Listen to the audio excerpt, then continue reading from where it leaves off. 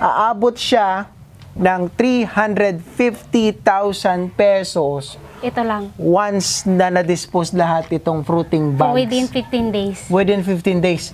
Imagine that fruiting bag pa lang pwede ng pagkakitaan. Unang-una, hindi ako magdi-dispose ng hindi quality o hindi namumunga dahil sa akin din babalik yon. Sa pagmamashroom kasi, may panahon yan. Ang tag-init ay pinakamahirap na season ng pagpatubo ng mushroom. Imagine that, nag-resign sa kanyang trabaho para pasukin ng mushroom business o mushroom farming, no? Iba kasi yung sarili mong business, wala kang boss. At kaysa ginagawa ko yun sa ibang kumpanya, bakit hindi yung sarili ko?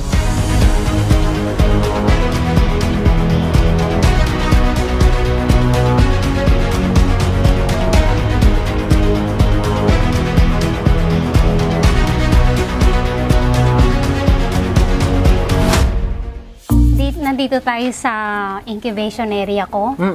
Dito banda yung ina-incubate ko yung mga nalutong fruiting bags.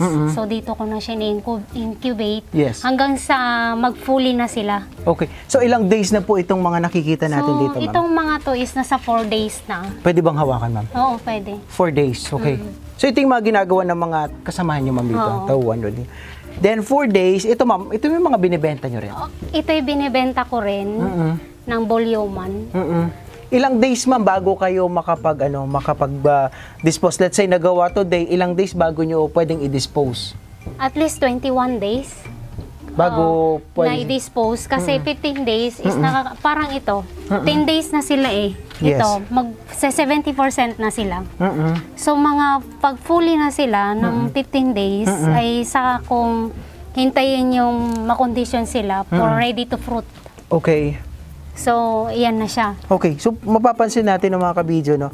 Kung ito, ilang days ito, ma'am? 4 days. Okay. Ito 10 days na. So, yung parang yung puti dito, yung parang punjay ba ang tawag ba dyan? So, kumakalat na siya. Kumakalat na siya. Pababa na siya ng pababa. So, ito is nasa 70% na siya. 70%. Meron ka na ba yung full dito? Wala pa kasi halos kung ano yung nakita dun sa growing house natin, yun yung fully. O kaya mayroon dito sa ito, ito mga kabidyo, imagine that, So, 70%, no? So, ilang days na lang, ma'am, bago makumpleto? 5 days. 5 days na yan. Mapupuli na sila. So, dapat, ma'am, sabi nga, 21 days bago nyo i-dispose. Okay. So, ito, ma'am, nagkakalaga ito ng 25 pesos. 25 pesos per fruiting bag ng mga ano. Anyway, anong klaseng mushroom pa lang meron kayo dito, ma'am? Oyster mushroom, tsaka dahil marami nagre-request sa akin yung brown, nag-ano na rin ako ng brown. Pero dati is marami din akong mga variety ng oyster na pink, brown, ayan. So, white. Ang nag-focus ako sa white kasi ito yung mabili. Ito yung kailangan ng mga nagpa-process ng mga chips. Yung mga chicharon. So, dito ako nag-focus kasi ito yung kulang sa market. Sa market. Kanina, ma'am, nakita natin nakahang yung mga namumunga na. Pero pag ganito, para nag-incubate ka, ideally, ma'am, dapat nakatayo. Kung incubation naman, pwede naman nakahiga. O yung katulad nung nakasabit. Oo, nakasabit. Pero sa'yo kasi...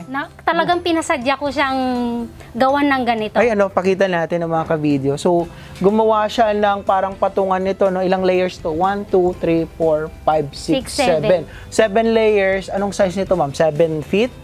Oo, parang ganun. 7 feet. 7 by 4. 4 by 7, no? So, ang kaya nito, ang isang palapag nito is 500. So, 500. So, 7. That's 3.5.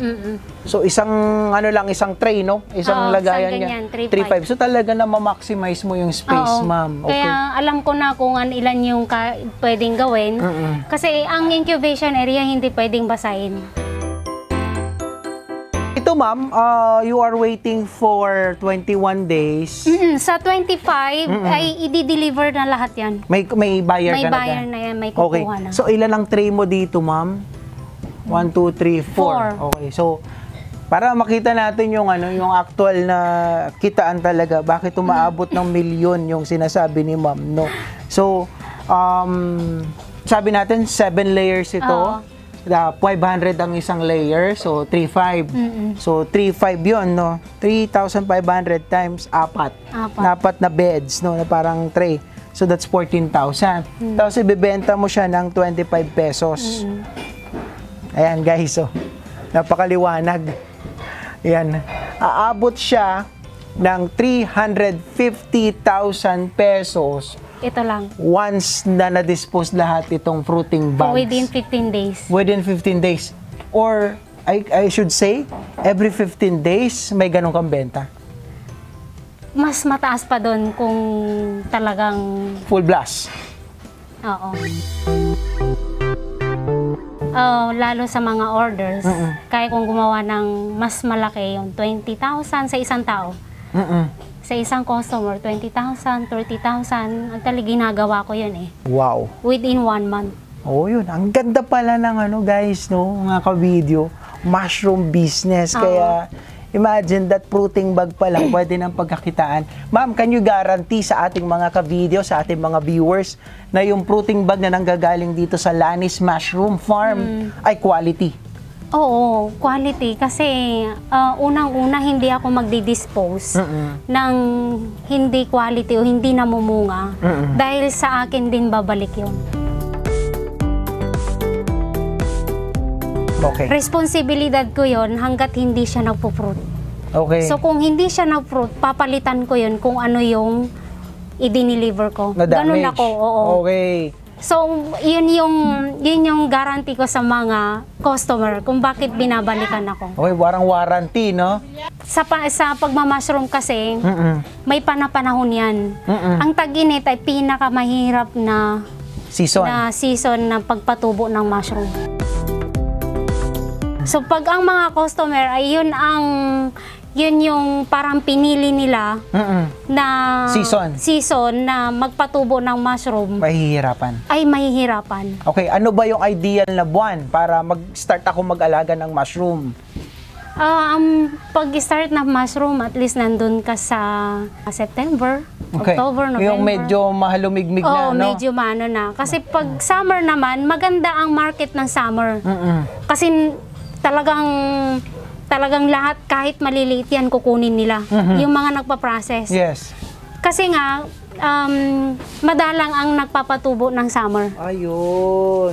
Yung pala yun. Pero kaya kaming mga gumagawa ng mushroom, kahit summer, wala kaming tigil. Dire-diretso. Kasi yan yung naman panahon na kahit na medyo mataas yung presyo niya, kukunin nila yan. Nagtataas ka rin ba ng presyo kapag summer? Yung fresh. Yung fresh? Oo. Magkano ba bentahan ng per kilo ngayon? Ang per kilo ngayon, pag wholesale, 180. 180, yun na yung ano yun, direkta sa mga customer. Farm gate na yun. Okay, 180. 180. Pag binenta nila sa palengke or sa mga buyers nila? Ang ano yan is nasa... Market price is nasa 200 to 250. Pero kadalasan ang ginagawa kasi nila ay chips. So, hindi ako nagsusupply sa mga palengke. Okay. Sa mga processor? Nagpa-processor ako. Sa mga processor, yung nagpa-process ng mushroom chips? Kasi ang nagpa-processor is kinukuha nila yan kahit ilang kilo. Bultuhan? Bultuhan talaga. Oh, yun ang kailangan yung hanapin ng mga ka-video. Bago ako gumawa o kaya magsabit ng marami, ang ginagawa ko ay yung mga customer ko ng fresh, sinasabi ko na agad sa kanila. May patubo akong 15,000, may patubo akong ganito, para alam na nila. So pagdating na ng pagtubo, magano na lang kung sino ang kukuha sa ganitong araw. Ganun na. So wala na akong problema. Ang protein bags ko ay umaabot lang siya sa 4 years kong pagmamashroom. Ang natry ko lang na magpa-deliver sa Tagaytay, Baguio, so Pangasinan, Manila. So, siniship niyo yun? Dito lang talaga sa Luzon. Sa Luzon, Kasi mahirap, hindi pa ako nagtatry o tinatanggihan ko. Ako nagtatanggi talaga. Kasi unang-una, yung shipping is mahal. Ayaw ko naman Yes. na I-shoulder ako lang pa. ako lang yung kikita at yung Customer. kukuha ng mushroom ay wala. Oo. Kasi shipping pa lang mahal. At saka additional cost sa kanila yon. Costing. At saka yung risks na during the shipping, pwedeng masira yung mga fruiting bag. Possible yon. Pag fully colonized na kasi siya, mahirap na siyang masira. Kasi nakakondisyon na siya. Okay. Hindi na siya basta-basta na mamatay na dyan. Okay. Kung ang binigay mo ay ganito, palang na stage, Yes, yes. ay may tendency talagang may stress pa sila. Okay. Meaning na fully colonized, ma'am, meaning puti na lahat Puti yan. na sila lahat. Ito Ready nasa, to fruit na. Ito nasa 70% pa kasi, no?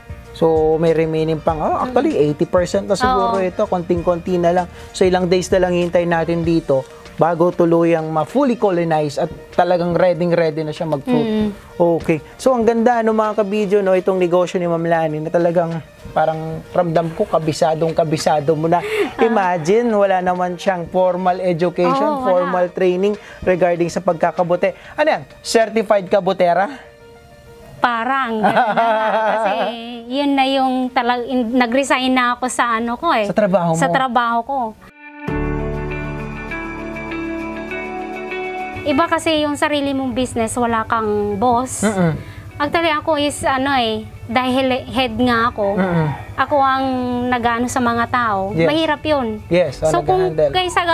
kaysa ginagawa ko yun sa ibang kumpanya, bakit hindi yung sarili ko na pagawaan o kaya business? I-employ mo dito sa sarili mong Oo. negosyo.